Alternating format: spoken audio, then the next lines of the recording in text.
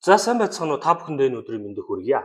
За өчигдөр Америкийн нэгдсэн улсын ерөнхийлөгч Дональд Трамп Ирак болон Бахрейн Куwait сууж буй элчин сайдын ажилтнууд онцгой шаардлагагүй гэр бүлийн хүмүүсийг эргүүлэн татах шийдвэр гаргалаа.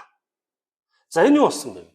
Тэгэхээр Иран өчигдөр 2 тонны жинтэй цөмийн хошуу туршилт хийснээр мэдээлэл хийснээс улбалж Америкийн нэгдсэн улс иймэрхүү шийдвэрийг Дональд Трамп гаргалаа. За бид нар мэдж байгаа бол Америкийн нэгдсэн улс Ирантай цөмийн зэвсгийн хөтөлбөрийг зогсоох үүднээсээ 5 удаа хилцэл хийсэн байна. Энэ хилцлүүд нь ямар ч тийм үр дүн үзүүлээгүй байх энүүд Иран ийм цөмийн туршилтыг хийсэн гэж бол хэлсэн байна. За тэгвэл хэдүүлээ юг аваад үзье л да. Америкийн нэгдсэн улс Иран хоёрын харилцаа ер нь хизэнээс нууцсан бэ гэдэг тийм. Тэгэхээр Америкийн нэгдсэн улс бол ер нь бол Иран дээр маш их урт хугацааны эдийн засгийн хориг бол тавьсан байж байгаа. Ойролцоогоор 30 жил орчим тавьсан. За энэ эхлээд бол 1951 онд Америкийн нэгдсэн улс Иранд өөрсдөө цөмийн эрчим хүчээр ажиллах станц барьж өгснөөс эхэлсэн. За энэ асуудал явж байгаад 1979 онд төрийн эргэлт Иранд гарч Америкийн нэгдсэн улсын хамааралтай бүх компаниудыг усаасаа хөөн гаргасан байж байгаа. За эндээс бол Америк Ираны хурцлал байдлын суурь тавигдсан байж байгаа. За үүний дараагаар 1980-аас 1988 оны хоорондох Иран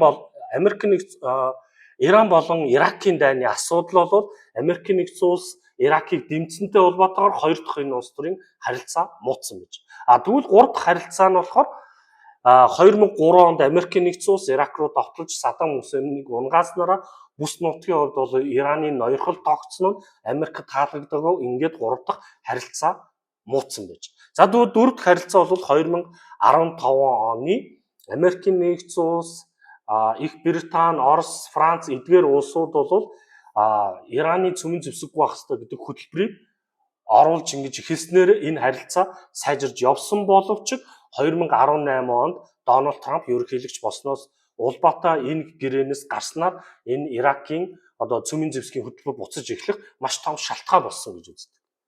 За тэгээ энэ хөтөлбөр маань одоогийн байдлаар 2025 оноор хугацаанд дууссан явж байгаа гэсэн. Тэгэхээр энэ хугацаа дууссан гэрээг сунгахын тулд Дональд Трамп болон Америкийн нэгдсэн улс Иран хоёрын 5 удаагийн уулзалт амжилттай болсон юм. За дараагийн уулзалт бол асуудал бол 2019 оны Ормузын хоолойны Ираны хяналтанд авахсан бодлого нь газрын тосны өсгсөн 4 дахь том асуудал байсан. Тэгвэл 5 дахь асуудал нь 2020 онд за бид нар Касем Сулейманигийн хорлолт гэдэг тийм. За энэ яасан бэ гэхээр Ираны нийгмийн цэргийн генерал сүмийн уулзалтаар Ирак руу явж явах хугацаанд Америкийн нэгдсэн улс цэргийн үйл ажиллагаа явуулж бол тухайн генералыг устгасан ийм үйл явдал болж исэн. Үүний хариунд бол Иран Иракт байгаа Америкийн нэгдсэн улсын цэргийн бааз руу дорооны довтлого хийж газрын тосны үнийг өсгөж исэн байж. За тэгвэл сүүлийн асуудал бол 2023 он Иран болон Израилийн хуцнал байдал. За энэ хоёр бол албан ёсоор өөрсдөндөө бол дайны нөхцөл байдлыг бол зарлаж бие нөгөө пуужин харуулж исэн. За Иран бол яасан бэ гэхээр Израиль руу пуужин харавсан 2 террорист бүлэг гэдэг Хути бүлэг болон Хоцбела ойлоо нэг юм бүлэг хоёрыг санхүүжуулж энэ нь Израиль руу пууж авсан гэдэг энэ мэдээллийг хийсэн байж. Газын зурс болон Израиль руу гэсэн. За энэ асуудлаас газрын тосны үнийг өсгөж исэн бол өчигдрийн Ираны цөмийн зэвсэг хэрэгэлсэн 2 тонн. Тэр Пуужингийн энэ юг хэрэгэлсэн нь цөмийн зэвсгийн аюулд бол ойрцсон гэдэг бол Дональд Трамп яасан бахаа мэдгдсэн байж. За тэгээ энэтэй холбоотойгоор бол яасан. Бусад улсууд бол юу гэдэг нь дипломат харилцаагаа муутгах энэ асуудлууд бол үүсэж байна. За тэгвэл хэдүүлээ цөмийн зэвсгийн асуудлыг аваад үзье л да. За энэ бол ураны асуудал. Бид нар энэ ураны асуудал дээр бол Монгол дээр нэлээд бас маргаан үүсэж байгаа. За тэгвэл ураны баяжуулалт гэдэг асуудал дээр ингэж үздэг юм байна. Онлын хувьд 367%-ийн проценттой боловсруулалт хийх юм болвол үүнийг эрчим хүчний зорилготой ашиглаж байна гэж үздэг. Харин 90%-аас дээш проценттой боловсруулалт хийх юм бол цөмийн зэвсгийн зорилтоор ашиглаж байна гэж үздэг. Гэтэл Одоо цөмийн аюулгүй байдлыг энэ хороо гэж байгаа даа. За эднээс олон улс юм тийм үү? 2015 оноос Ираны цөмийн зэвсгээ дээр болоод хяналтууд тэгээ 367 дээр ингэж барьж исэн боловч 2018 онд Америкийн нэгдсэн улс энэ гэрээнээс гарснараа Ираны цөмийн зэвсгийн боловсруулалтын ураны боловсруулалтын хувь нь 60% очсон байж. Одоогоор судалгаагаар юу гэж үзэж байна гэхээр Ираны 60% боловсруулалтын нийт одоо боловсруулсан уран 265 кг байна. Энэ нь болохоор 10 цөмийн зэвсэгт хошуу хийх боломжтой нөөц гэж үзэж байна. Тэгэхээр ерөнхийдөө эдгээр цөмийн зэвсгийн аюул руу орох магадлалыг бол маш ихээр үүсгэж байна гэж үзсэн байж. За тэгвэл үр дүн нь юу болсон юм бэ? Тэ? Хэдүүлээ юуг сонирхол л та. За газар тосны. Яг тэгэхээр Ираны асуудал ойр дуртай асуудал. Тийм учраас газар тосны үнийг харъя. За өчигдрийн байдлаар газар тосны үн $60 байсан бол одоогоор $68.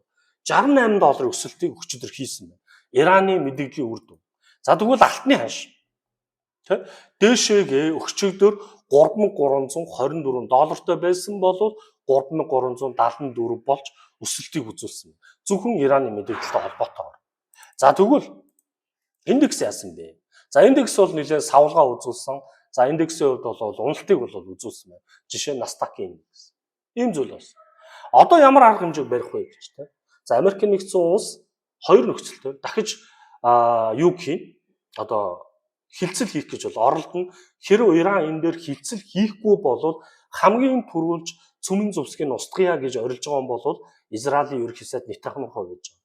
За Нетаньяху бол Ираны цөмийн зэвсгийн асуудалтайгаас хойш бараг 3 сараас хойш Дональд Трампыг ятгах байгаа. Тэгээд 4 сард бол Дональд Трамп бол хэрэв Иран цөмийн зэвсгийн хөтөлбөрөөр зогсоохгүй бол бидний цэргийн зохилт хийнэ гэдэг мэдээллийг өгсөн байсан боловч дараагийн хугацаанд бол хилцэл хийнэ Израилаа байжээ гэж үзсэн. Тэгвэл Израилыг хамгийн сүүлд 6 сарын 9-нд шууд цөмийн зэвсгийн байршлууд руу довтлогоо хийхгүй хүлээжээ гэдэг мэдээллийг өгсөн бол өчигдрийн байдлаар Израилыг дэмжих магадлал гарч ирнэ гэсэн.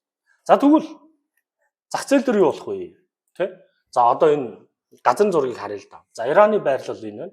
За энэ Ормузын хоолой гэдэг бол энэ бүс нутгийн нөлөөг тогтооно. Иран.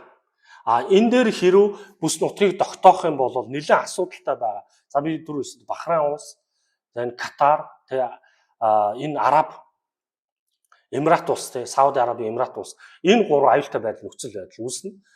Иран бол үндсэндээ хэрв энэ пуужинг харавах юм бол энэ Израиль руу Йордан руу ер нь бол Америкийн нэгдсэн улсын байгаа цэргийн баазууд руу ойр дорнодод байгаа цэргийн баазууд руу асуудалгүйгээр цохилт хийх боломжтой энэ магадлалыг үүсгэсэн байна.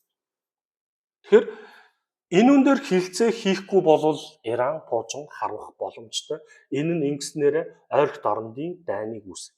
Тэгэхээр бид нар Америк одоо юу гэдэг Украины Оросын дайнг анхаарж байгаа шиг энээс чухал асуудал нь Иранд үүссэн байна гэдгийг бол бид нар анхаарч энийг жоохон чеклэх хэрэгтэй. Яг гэвэл энэ дараагийн хамгийн том докторгүй байдлын том шалтгаан болох ч байгаа учраас. За тэгээ үргэлжлэлийг би та бүхэндээ дараагийн мэдээлэлээр хүргэх болно.